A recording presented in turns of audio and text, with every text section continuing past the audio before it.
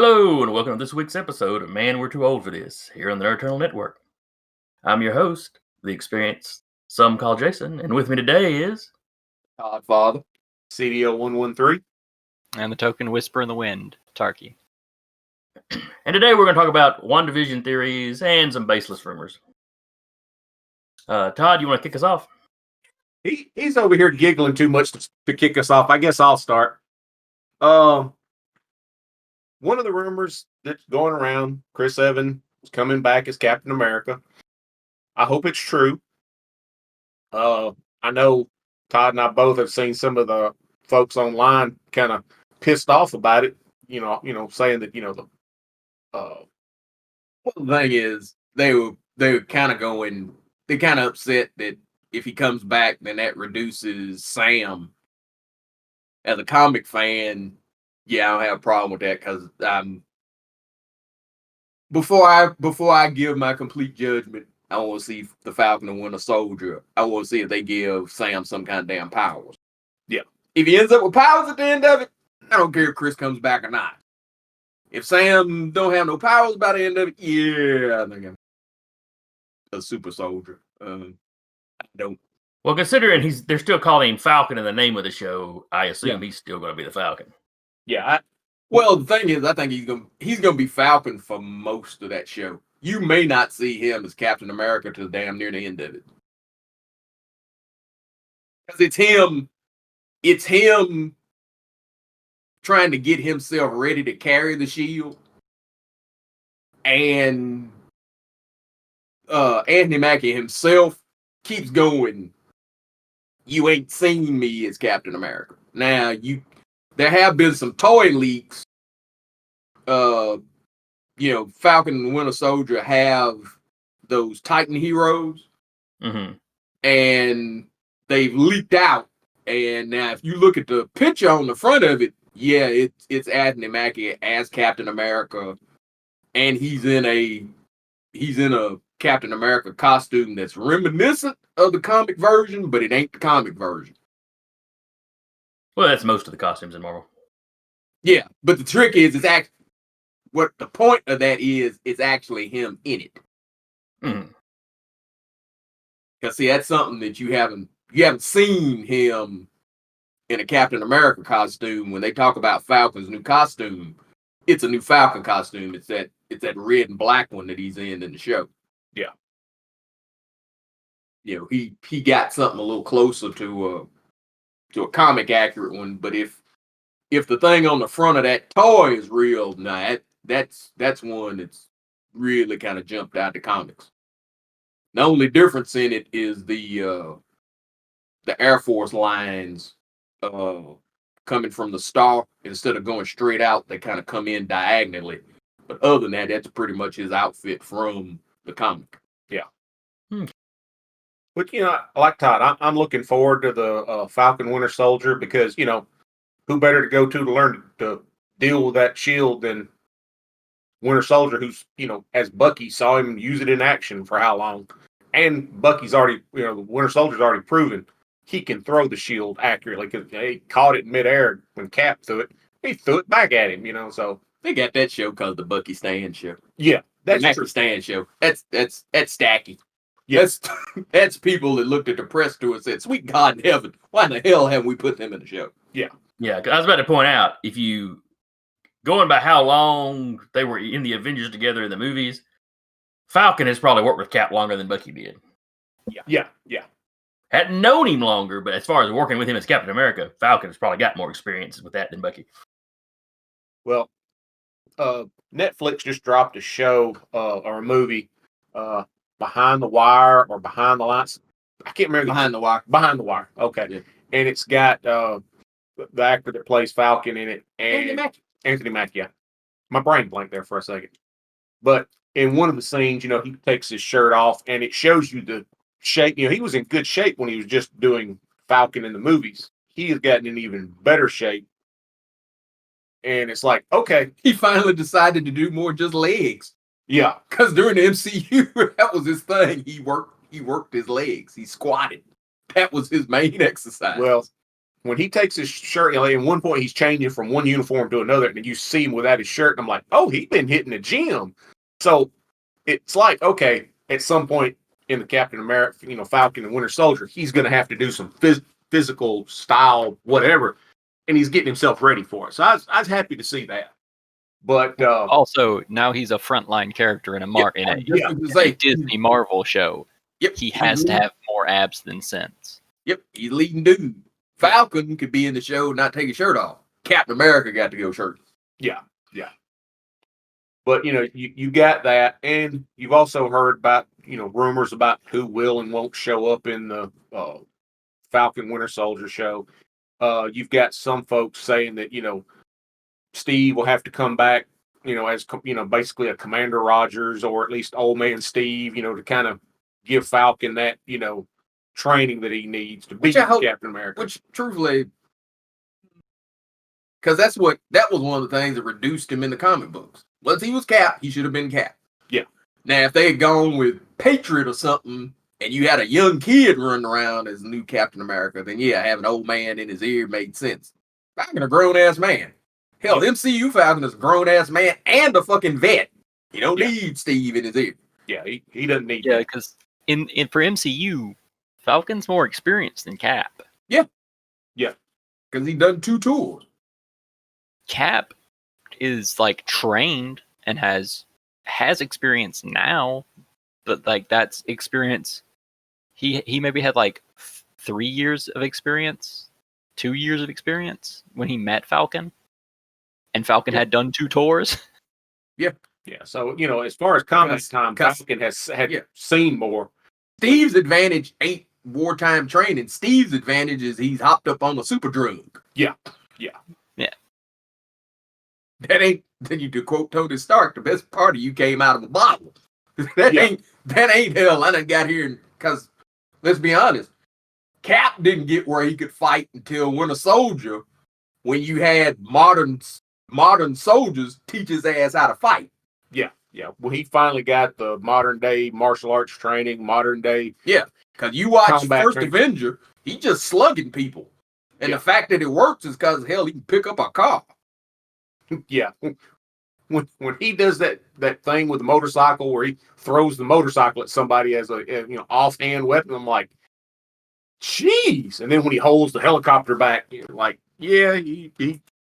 But like I said, you watch the first one when he slings that shield and hits somebody with it, it's like getting hit by a bus. Yeah. That wasn't, Steve in First Avenger, that's not him. They didn't train him because they just didn't. They didn't have time. They hopped him up and sent him into the field, and hell, he was just slugging people. That's why in that first movie, he's toting a Tommy gun. Yeah, he wasn't above shooting you. And like I said, when you saw him in fights, he just come up and he popped you one. He didn't tend to kick. He just popped you. Yeah. It was good old-fashioned World War II, boxer style. I just come up and pop you a good one. And the fact that I can pick up a car means you really feel it when I knock the hell out of you. Yeah. Then Winter Soldier, after he's been here for a while, because hell, even in the first Avengers, he just slugging people. You could tell that once he started working with S.H.I.E.L.D., they put him in some training. Yeah. And that's where you got that real neat-looking fighting style that he had from then on. But now, up till then, it's just Sam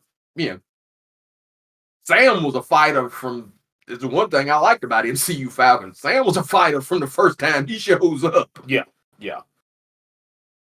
I'm a combat vet. I've killed people, and I get in dog fights with my little personal wings. Yeah, because he was Air Force Pararescue. Yeah, which is their version of Special Forces. Yeah. Then he was in that Falcon program where he had to wing. So he was Special Forces. Yeah.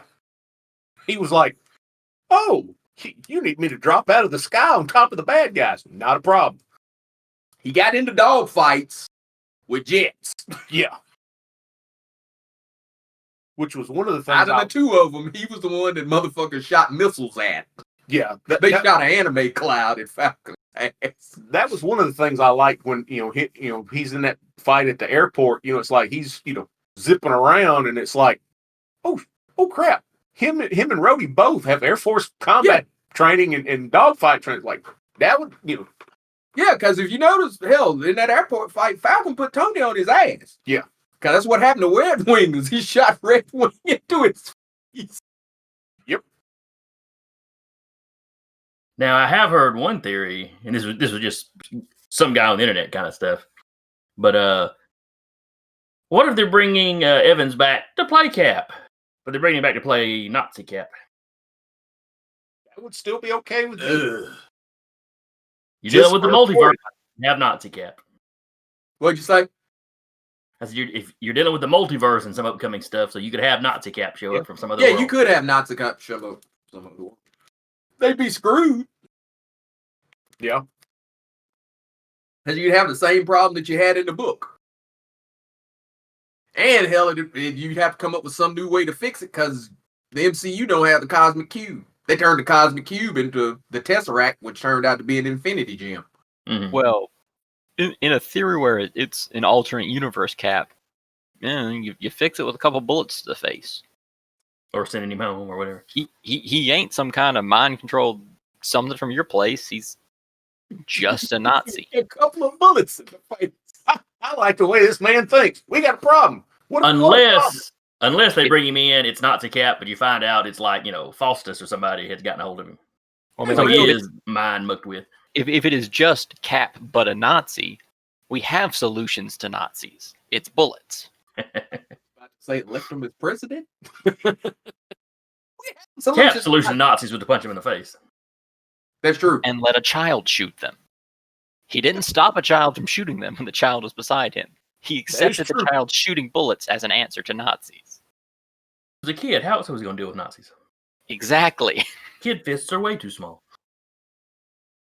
Yeah, that was an argument I had with somebody on line one day about, Cap was the most dangerous one. I was like, no, Bucky was in the comic books because Bucky ran around carrying pistols and machine guns and knives, and that's how he dealt with Nazis. Cap was over there fist fighting with them and blocking bullets. Bucky was sneaking up on them, killing them. And Bucky was not the innocent sidekick. Bucky was an assassin. I enjoy that as a character, but you think about that as a person, you go, my God, you people are horrible. Because that was the way they made Bucky cool was, how do we make Bucky not Robin? Mm-hmm. Let's have him the one that cuts people's throats. Yep. Like the Damian Wayne Robin, okay. Well, Damian Wayne Robin is after they went, you mean people like when Robin start cutting people's throats? Damn, we need a Robin that cuts throats. That's the progression was, you got Robin, Bucky, and then when Winter Soldier comes back, the Red Hood pops up. So that's like evil Robin, evil Bucky. Mm-hmm. And then when they went and told Bucky's backstory that, Cap was just a figurehead, Bucky was the one sneaking in there cutting people's throats. So, the cameras didn't see Cap doing it. You like that? Yeah, Damian Wayne. So that's where you got throat cutting Robin from. Yeah. Because comics are original. Whoopsie. They're so original, they're original twice. Yeah. They have to be original for each company gets to claim originality. Exactly. And then later on, you'll have, a YouTube video going with who stole it from who. Mm-hmm. Mm-hmm. Everybody wins. But yeah, I wouldn't mind seeing Evans back. I wouldn't mind Falcon getting powers. I wouldn't mind Stan and Mackie going and doing a remake of 48 Hours of Lethal Weapon. I don't give a shit. Yeah, that would be cool. You just want to see the two of them and more stuff. Yes. Truthfully, yeah. The thing that I disliked the most about Endgame was the fact that the dead characters didn't go on the press tour. So your last press tour, as far as the movies went, was Infinity War. Because that was just it. Endgame was so deep, like if you watched even the Marvel crawl at the beginning of it, all the characters are dead, are cut out. They are, aren't they? Yeah. I not thought about that. Even when you see Strange's Sanctum Sanctorum in the Marvel thing, it's empty. Yeah, they were picky with that shit. So yeah, I'm waiting for the show, but shit, I'm really waiting for the press tour because I know they're gonna do press on it, and the press is gonna be fucked up. Talking about press tours and interviews and stuff, I was watching on, or I was looking at the article today on the internet, and it was talking about Holland when he got did the audition for the Avengers movie that he was in.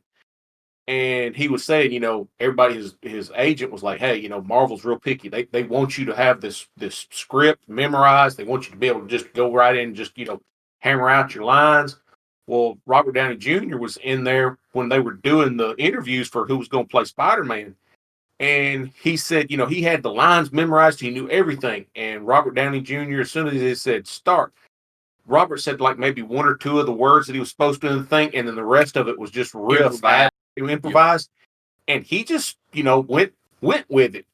And he said, when he goes, not to, sound, conceited or anything. But when I walked out of there, he said, I called my mom and I was like, Mom, I think I got this. And he was telling his mom about it. But he was real concerned after whether or not he could get them for the Spider-Man movie. And it was like, I think I got a shot, but he said, I just knew I did. And he said, yeah, when it came down to it, he was like, I got this. I can do this. It was just kind of funny. And well, they say he thought he was going to get fired after Civil War. Yeah, he did. Hell, Bettany thought he was getting fired when they called him in to talk to him about WandaVision. Yeah. Apparently, the executive at Marvel like fucking with people. Yeah. Just so you don't get uppity. Know that we can replace your ass at any time. If you doubt us, talk to Ed Norton. Yep. Hell, talk to Terrence Howard. Yeah. Shit, they fire your ass at the drop. Yeah, that's right. Recast T'Challa, burn in hell, you son of a bitch. Yep. Oh, one more thing out of Falcon and Winter Soldier that's actually not rumor is it's another link in the chain to their Young Avengers is coming. Because they did cast within the last couple of weeks. I don't know the young actor's name, but they cast Eli Bradley. So you already had Isaiah cast for it, and now you got Eli in it. So you'll have Patriots. Nice. Now let's see if they both. Here's where that could be really, really neat. I don't know if they'll do it, but it could be really, really neat. Because the super soldier serum in the MCU ramps your ass up way, way up. Because, their Cap, there ain't no peak human there. That bastard. Yeah, he was skin and bones. Well, I'm talking about he's a superhuman. Yeah. There wasn't nothing. But the trick is checking trucks, yeah.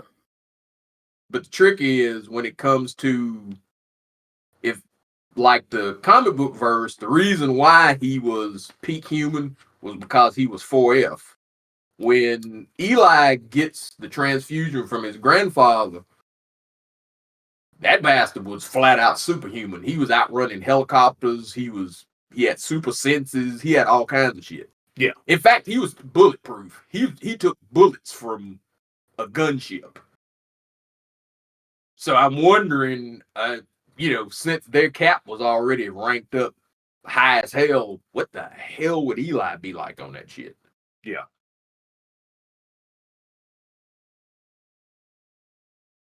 Now to WandaVision? Yeah, let's move on to WandaVision. Okay. I guess we start with the Easter eggs. You've got the scene where they're going into he's carrying Wanda up the steps. You've got the 2800 on the door, and I've read where that's supposed to be a reference to the Marvel Cinematic Universe, where 616 is the comic universe. The 2800 is supposed to be the cinematic universe. And then you've got it's also a 6. 8 minus 2 is 6. Oh, 6. Yeah. You've got the Stark toaster, That when it spins around on the back, you have 3 upside down 6s. Yep. So that's more 6s. But you Wouldn't that be got a 9? reference to the insult. It looks like 9s, turn them upside down, they're 6s. That's how numbers work. Yeah. Yep. Yeah. But the toaster is a reference to what Wanda would call Vision if she got mad at him, insulting him. And matter of fact, one of the characters in the show makes an offhand comment about him being a toaster or something. Wouldn't that be kind of like vaguely basically just a racial slur at him? Yeah, that's the idea behind it. It's kinda Because fucked up. he was a synthezoid, and calling him a inanimate machine was the insult. Yeah, it kind of seems like a fucked up thing to do. Well, the thing is, dude didn't call him a toaster at work. He said, man, you're some kind of... She either calls him a machine or computer. Oh, man, you like some kind of computer. I am not. I am a carbon-based life form, just like you are. Yeah. But then you've got the neighbor who everybody's assuming is going to be Agatha Harkness. And then you've got the... was it in the first episode or second episode when they show the cartoon Vision phasing through the house and coming up out of the floorboards, and they've got the... That's the second one. second one. Because the second one comes on like Bewitched. Yeah. He's got him phasing up through the floor, and you see the Executioner's helmet. It's Grim Reaper. Grim Reaper. I didn't mean execute. Grim Reaper's helmet hidden up underneath the floorboards with some bones, which references were when he was killed in the books. Wanda hid the body underneath their house. Let's see. Some of the products in the grocery store in the intro of the second one are shouts out to various characters. No, Wonder Man is one of them. Yeah, Wonder Man's one of them. Then you've got a reference on the bottle of wine during one of their meals that's a reference to the House of M. Thing is, we're going over a lot of stuff that people can find anywhere. Yeah. Do like the weirdos and watch the thing and 1/2 the frame rate, and you come up with all kinds of shit because you're already insane. Yeah. That kind of stuff, you can do bigger stuff. Geraldine, who's introduced in the second episode, is Monica Rambeau grown. Yeah. That's neat. Yeah. That may actually go somewhere. I doubt the Grim Reaper's going to show up in that show. Those things were neat little somethings for people that read the comics. If you just know the MCU from the movies, you ain't one, you probably didn't catch it. 2, if you did catch it, you don't know what the hell they're talking about. Yeah. But like you were saying earlier about people going, oh, it's Mephisto. It's they're making references to. Now, we shall do our part to add to the book. Well, first off, I want to do this. I posted it on the website, but in case you didn't see it and you actually listened to the show, the people are going, it's Mephisto, it's Mephisto, because there's a bunch of 6s. There are a bunch of 6s in it. There are several references to the devil in it. It's the MCU. The MCU does not exactly follow the books, so it could possibly be Mephisto. I will put that out there. The people that go online going, well, see, Mephisto was the one that was responsible for her kids in the books. That is not right. Her children were not part of Mephisto. They were part of a character called Master Pandemonium. Still a demon, not Mephisto. This guy was a cheesy 80s villain with a horned helmet, a star-shaped hole in his chest, and demons for arms. Because when he comes and repossesses the parts of his soul that were Wanda's children, they turn into his arms and he disappears. He had little kids for arms. Yeah. And then Agatha Harkness cast a spell on Wanda and made her forget that she ever had kids. That said, Wanda has a tie to a demon in the comics, but it's not Mephisto, it's Chthon. Chthon is an elder god, and the one thing about the elder gods in Marvel is they won't end to our reality. So for Chthon to be the one behind it, that whole for the children thing, and hey, why don't you have children, and the focus on children would make sense, because that could possibly be a way into our dimension. Now, will they end up making that Mephisto or something? Who knows? But comic wise, it would make better sense to be Chthon. The other thing is sword. The sword emblems you see on the side screen when it goes off the one episode, and then on the book that the person's taking notes in. There's two different acronyms for sword, and the one that probably makes more sense for this one is the. Well, no, the two acronyms. There's the comics, which is Sentient World something something something, which deals with aliens, where the MCU version, that W isn't worlds, it's weapons, which means it's something that's kind of monitoring super people. Yeah. So but the big deal that people go, oh, that sword, that sword, that sword. Well, if you watch Spider-Man Far From Home, you've already seen sword. Yeah. You know they exist. At space station that Nick Fury was on, that was sword. Yep. Then the other thing I saw that then you find out Wanda's a Skrull. And you find out Scarlet Witch is a Skrull. And they're all why not? Why not? I half expect them to. You find out that the Black Widow that died, on Cormyr was really a Skrull. That way you can have Black Widow back too. Yep, that's true. That's a good old-fashioned comic book fuck you. Especially if the Black Widow. Except she would have shifted back when she died. How long does it take to shift back? Not generally very long.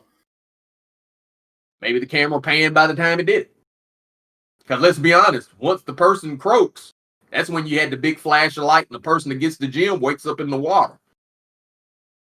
You don't know how long that takes. Yeah, Also, fair. be fair, don't think he'd get the gem if it wasn't the person he cared about. He sacrificed. He didn't sacrifice it. She sacrificed herself. Then he Ain't wouldn't like get the Gamora gem. and Thanos where he chucked her. Dead body. No, Dove off.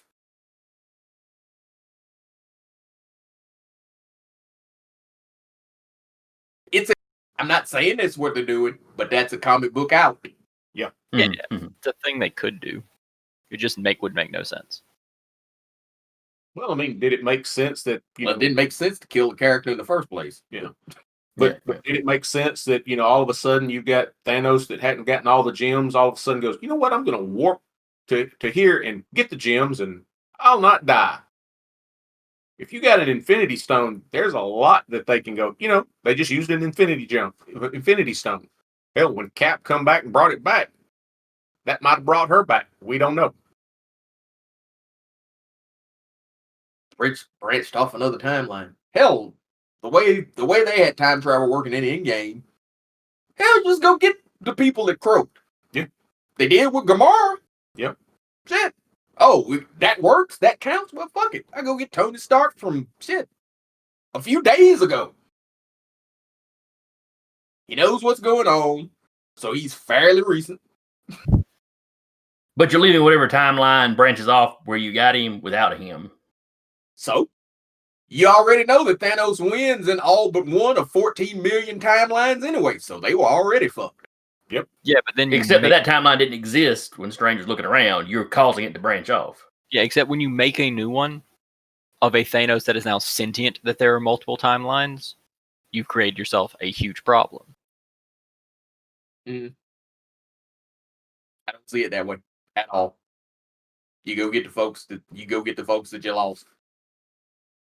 And they've already proved that you can have more than one of the same people running around the same timeline because, old man Cap is at the funeral when young Cap is up there doing the eulogy. That's a fan theory. And I thought you were going to go with the obvious one. I remember seeing old man Cap at the funeral. Yeah, you had two Nebulas running around too. That's how. Hell, let's be honest. When they were doing the time travel thing, you had two of all kinds of folks running around in the same day. Mm-hmm. Yep. Down there in New York during the fight. When Loki gets a hold of the Tesseract and pops out, then that means Loki's not there in that universe to bring Thor Surtur's helmet, so Hela takes over Asgard. So you got Hela running around in that world.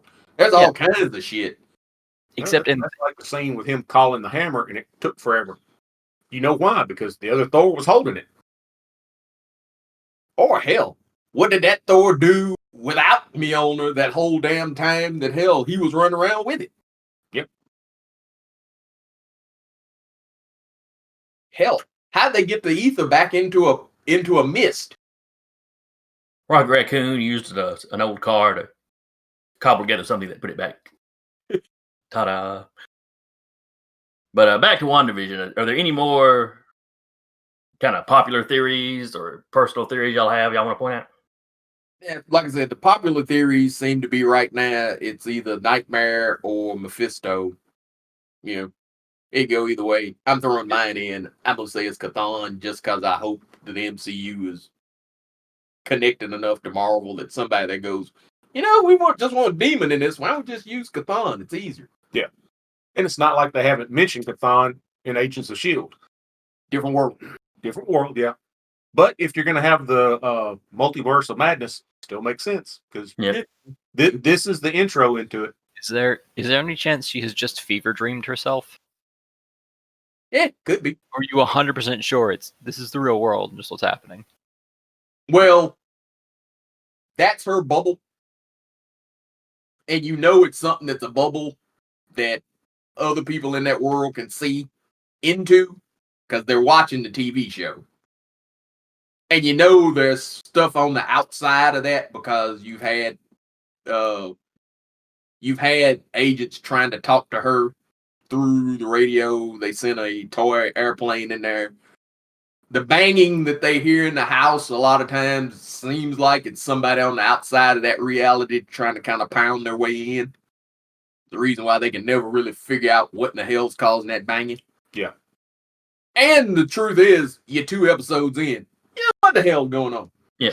It's a trippy show, and you've seen a total of 2 of them. Yeah. It's like trying to figure out what the hell was going on Lost on the 2nd episode. You ain't got no damn idea. No. But one thing that Todd did mention earlier before we started recording, if the one character is Agatha Harkness, that he would like to see a bunch of the other neighbors be the Salem 7. I didn't say I wanted to see the neighbors be the Salem 7. I just said if Agatha Harkness exists in that world, I'd like to see the Salem 7. Yeah. But that would kill Agatha at one point in the book. Yeah, they burned her at the stake. Yeah, her character has been killed more than once. The thing about Agatha is, like, she's a centuries-old witch that don't stay dead. Yeah, like it's like where Doctor Strange is the sorcerer supreme in the books. Agatha is the most powerful witch ever. Well, that's why she trained Scarlet Witch in the book. Yeah. Why Magneto did not impress her when he showed up. Why the Fantastic Four used as Franklin's nanny. Mm-hmm. Because, like I said, if they keep the character going, I would love to have her be. Once Fantastic Four has Franklin, I'd love to have her. I hope they would keep that character as his nanny. Yeah. They probably won't, because, the WandaVision one's not old. I guess they could always do like they did with Steve Evans and paint her up, but, Well, if you go back and remember, there have been times where they've shown you a younger Agatha Harkness. But it was always been old. Well, she's always been old, but she has made people see her as younger than she was to kind of like throw off things. But she's always been old. She's always been old and freaky. She goes to the same salon as Namor to get her eyebrows done. She's always been old. Yeah. Waiting for the cat. Yeah. Waiting for Ebony. Yeah. If Agnes shows up with a black cat, that's Agatha. Yeah.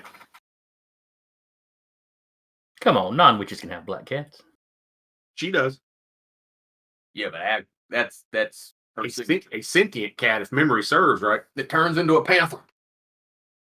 Because even the cat's magic. She magic. She got all kind of magic. Then we can watch the MCU explain how that's really science. Yeah. I think they're getting away from that to some degree. Yeah. They should never have had it in the first place. Nope. Yeah. I still blame Favreau for that. Yep. Favreau. Yep. he had that much influence, and his thing was, how can Thor and Iron Man exist in the same universe? Because it's a comic book. Yep, that's why. Yeah, I carried a grudge for him about that for a little bit, but he's fixing Star Wars, so I forgive him. Yeah. He's back in my good graces, which I'm sure has been keeping him up at night. In Star Wars, because it's mostly science. But there's some magic. Yeah, It's sort of. to the side. And he brought midichlorians back. Yeah, fair enough. Hell in the Mandalorian, they literally call them magic space wizards. Yep. Hell, in the episode 4, Tarkin goes, you're or not Tarkin, but one of the others goes, I'm not impressed by your sorcery. Like, motherfucker's been force choking folks. You ain't impressed by that? Maybe he was the first person he force choked in a meeting. Maybe he thought you will force choke people, but I'm sure you won't force choke me. He learned the error of his ways. Along with And he survived it, which a lot of people don't. That's true. He is the only one that he force choked as Vader that lived. Yep. Everybody else, yeah. He'll probably only live until the Death Star blew up, but yeah.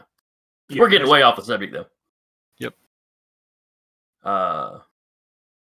So anybody have anything they want to add before we wrap this up? Well, I haven't seen it. Has Vision shown any like obvious indications that he's not at least mostly similar to the one we've already seen? No. He's Vision the way Vision, every time you see Vision around Wanda, you know how he gets kind of goofy and kind of tongue-tied? And yeah, he's that. Yeah. Like I said, the 2 episodes in, the first one is really, really bewitched kind of Dick Van Dyke show. Vision, The first one is more Dick Van Dyke. The Yeah. second one is more is Bewitched. a little bit more bewitched. He's actually the kind of the comic relief in the show. Yeah. Cause he just don't. Their whole thing right now is let's have everybody believe we're just a normal couple. And he's a robot. He's a synthezoid. He don't do normal real well. So he tends to be kind of the comic relief of the thing. The second episode, he tries to chew some big red gum and messes up and ends up swallowing it. Yeah. And it gums up his gears and he's going around like he's drunk. Yeah. I don't know why Big Red would make you drunk, but yeah, but like I said, the first 2. Well, they explained that away when they would show you the little cartoon diagram no, that he's yeah. all full of gears, Yeah, even though he's not. Yeah, he gummed him up. I got that it gummed up his gears. Why would that make you act drunk? That And didn't also, make why would he have gears? Yeah. But if you go back to the time frame that the way they were shooting the episodes were, people thought of robots back then as because it's just a having sitcom. gears. It's a It's sitcom. Yeah. That's why that did like it. How long do you think they're going to go with the sitcom motif? I think you're going to have the sitcom motif, but what's going to vary is the time period of the sitcom. Yeah, they've already shown you in some still photos. Because, hell, the end of the second one, they're colorized by They're colorized by then, and it looks, how like, if you're old enough to remember, like me and Todd, when they would show you the reruns, you had episodes of Bewitched and Mayberry in black and white, and then at some point they switched over to color, and it's like I think they you mean Andy Griffith. What it looked like they did is they went from old black and white Bewitched to either Bewitched when it was in color or early Brady Bunch. Yeah. That's the look of it. Yeah. Because you can kind of tell the time periods by the look of them. I know at some point they'll go Roseanne because you see everybody with mullets and all that shit. Yeah. So it'll, I'm just waiting for them to hit Married with Children. Yeah. Vision is Al Bundy, it'd be worth watching. One thing I will say about this, when they do fade up into the colorized version at the end of the second one, they've got that 19 late 50s, early 60s colorized version down to, I mean, everything looks right. Yeah. That's one nice thing about the show is the effects, for the most part, are going along with whatever time period they're supposed to be in. Wanda, when she uses her powers, yeah, it's wire work. It's just like they did the Samantha's powers on Bewitched. They're using wires. It's not CGI, it's wires. Yeah, that's kind of neat. Yeah, it like I said, it's a thing. I can get why maybe younger people that never really saw that stuff don't get it. For somebody that's old enough to remember when TV looked that way, you can sit there and go, "Oh, that's this. Oh, they're going here. Okay, I get where that is." So, you know. Well, it's not like younger folks haven't grown up with MeTV and Nickelodeon still has their Nick at Night block, so you know. But yeah, that's the thing. But do I think it's going that the whole series is going to be that way? No, because you will eventually find out just what the hell's going on. Yeah. Mm. And So it's overall, not, though, the two of you would both recommend the show. Yeah. I mean, there's worse. You know, like I said, I don't know, Batwoman.